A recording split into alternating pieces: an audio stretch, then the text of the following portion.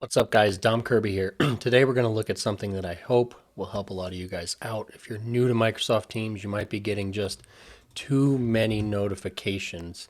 Maybe you haven't dialed it down, or maybe you're just in a lot of teams or channels that maybe you don't need to pay attention to. In whatever scenario, we're going to take a quick look at Teams notifications and walk through how to quiet them down a bit so you get the important stuff, but don't get notification fatigue from the other stuff. Let's check it out.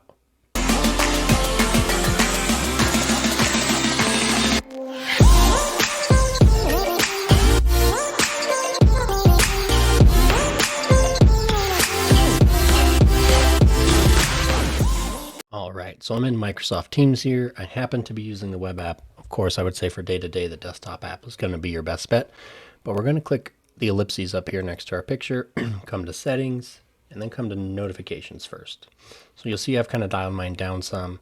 By default, I believe this is going to be daily missed activity emails. I'd like to have them off. I don't need an email from Teams. I just make it a habit to check Teams. An email reminder will help you play with these settings and go ahead and turn on something that's going to work well for you.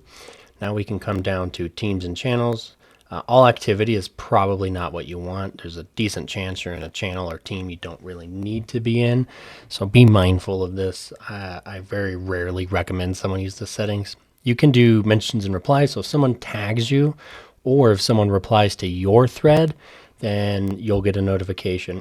I personally prefer custom, and we'll dive into that in a second. And then for each of these categories, so let's just look at chat, you can sort of dial in exactly how that person is going to get notified. So banner and feed is an alert in the feed, and I'll show you the feed in a second. And then you've got off, and you've got only show and feed. It kind of depends on the setting here. So if we go back to settings, next I want to show you privacy real quick, and I'm going to show you managed priority access. So priority access, it basically means that even if you're in do not disturb, people in this list can get in touch with you and their notification will come through, but not necessarily anyone else's notification.